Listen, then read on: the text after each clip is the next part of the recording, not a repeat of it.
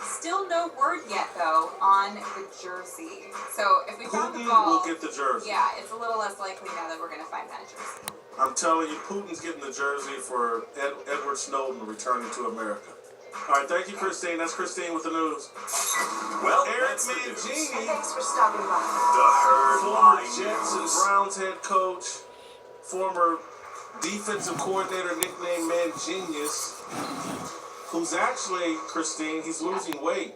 Why? You can see it in his face. He's been dieting. Is You this can see it in his Thanks face. for putting that up. That was very nice of you. He looks, Eric, you look like the young Manginius again. You look like you're back in your 30s. I got a ways to go, but taking small steps. All right, you said something fascinating, I thought, yesterday on Speak for Yourself.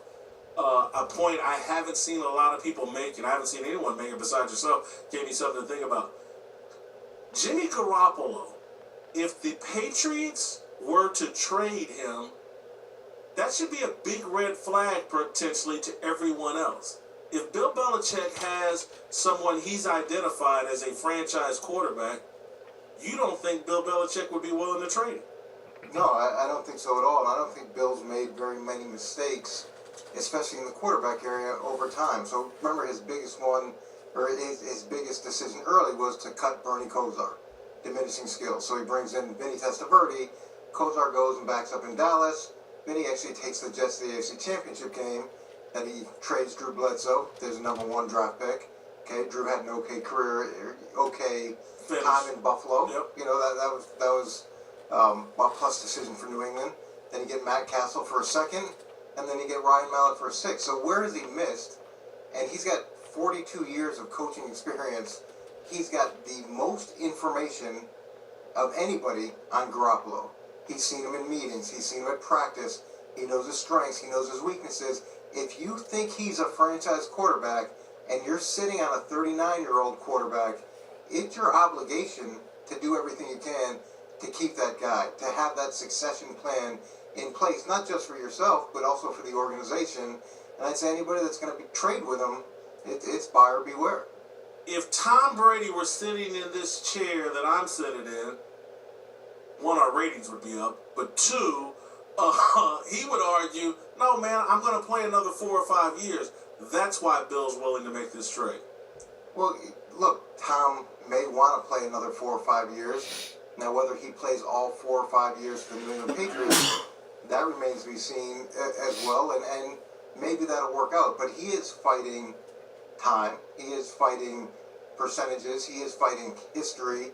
So to have a person that's there and ready to assume that mantle, if you think he is that guy, then you can't let him go. And remember in San Francisco, Joe Montana and Steve Young. Steve Young sat behind Joe Montana for 4 years, and that ended up working out pretty well for San Francisco. Tom Brady has said, I think, to Peter King or on Pro Football Talk, to Mike Florio, he wants to play forever. Again, he wants to play a lot longer. Do you believe he can play at the level he played at this year? First of all, do you think he can do it next year? I actually think that Tom has a chance to play 4 or 5 years. At what level? At a very high level. And here's why. He's never been known for his athleticism. That hasn't been his greatest strength. He doesn't have to move around a lot in the pocket. He steps up when he scrambles, which is pretty rare. Maybe, once a game, if so. That's not what's the issue. His greatest strength has been his experience, his ability to understand coverages, to identify coverages, to get the ball to the right place. And that's not going to change. That's not going to change over time. Maybe his arm strength will decline some, but it's not like he's had this incredible arm strength over time. Anyways, his strengths are things that are not going to diminish, and he does things now. He does everything now that he can to maintain his current status, whether it's diet, exercise, approach, all those things. He's saying the Super Bowl, not his greatest game, because basically for the first 3 quarters he wasn't very good.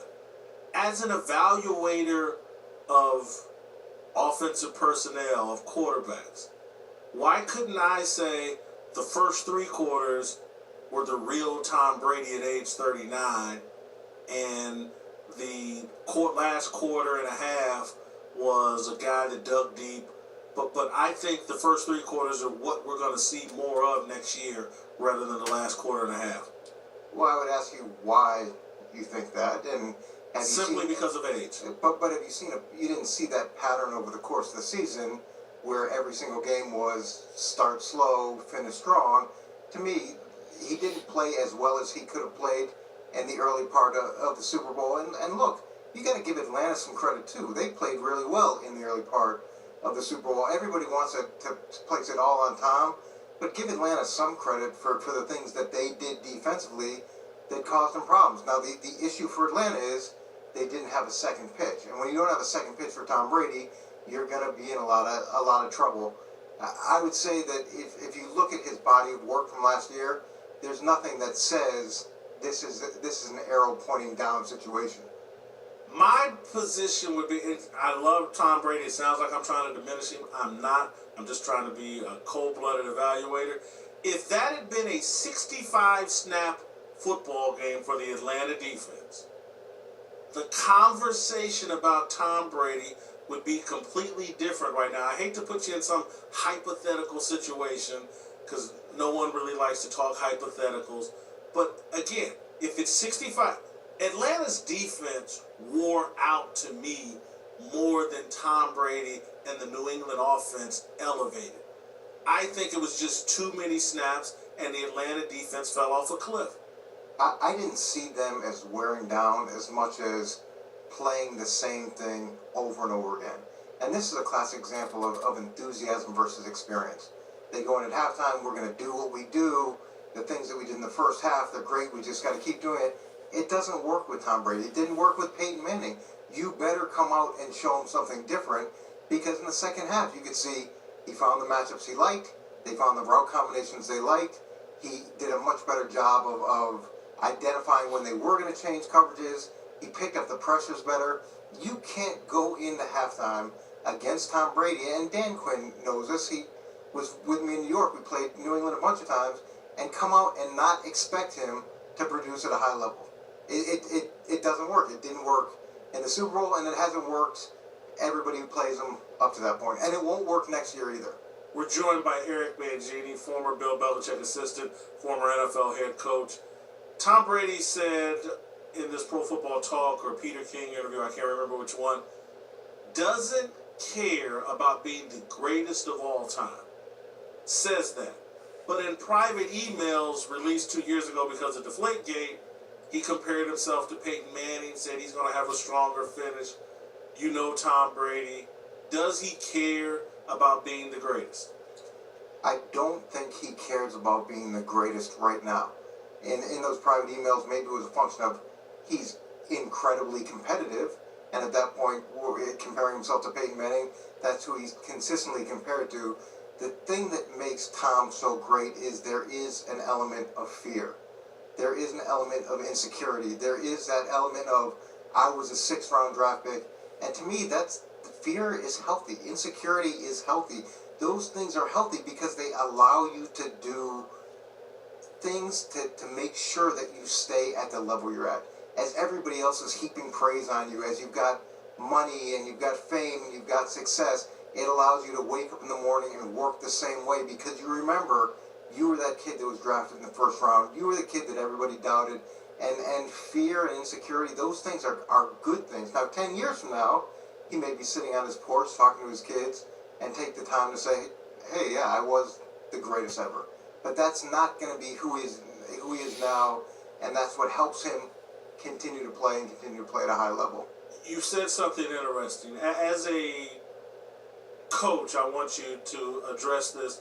If, say, I'm some young athlete, and part of my mentality, I'm not speaking hypothetically, is I never fear failure. I never fear. I don't care about failure. Everybody's going to fail. So what? So when you say fear is a good thing, am I wrong for my approach? Or just define for me, how is fear a healthy thing? And is my philosophy about, man, I never let fear or failure control anything I do? Because fear allows you, as you gain success, the fear of eventually being cut, the fear of being replaced, the fear of someone else being better than you, that can be a very healthy emotion because it continues to allow you to drive. And success is like a martini, it relaxes you. So to have that nice, healthy fear to keep motivating you, and Jerry Rice used to talk about it all the time. Jerry Rice used to talk about he never wanted to come to the facility and be told, hey, it's time for you to go home. He didn't want some other player to come in and take his playtime or his spot. He had that fear, and look at the things that he did. He used that. You see that a lot of times with fighters. They talk about using a healthy form of fear as a motivation to keep them driving for the success they have in the world of praise and everybody telling you how great you are. All right, last thing. Tom Brady also had some statements today about the White House and some of his players, some of his teammates not going to the White House. Tom said he hopes it's not a political thing. He said that when he didn't go to the White House, when Obama was in, it wasn't a political thing. He only had 10 days notice. He had other things planned. How should, if you were Bill Belichick, and maybe he won't give them any advice, but what advice would he give his players? He's been to the White House plenty. What do you think he's telling his players about the White House visit? I can't imagine he's telling them anything about the White House visit. That's not the world that he operates in. It's not football related. Yep. So he's not going to advise them on what they should do in that situation. And I think those are personal decisions. And I believe Tom, when he said the last time he didn't go to the White House, it wasn't a function of him making some political statement. I don't see him doing that. I didn't see him doing that at the time.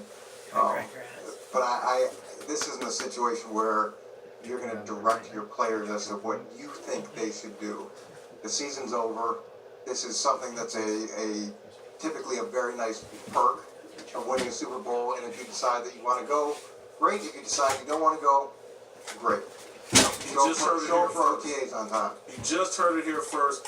Eric Mangini says Bill Belichick will give his team the day off when they go to the White House. So I guess there are days off. I think the CBA will give them some days off too. All right, thank you, Eric. Great job. I'm Jason Whitlock. You're in the herd. I'm live again.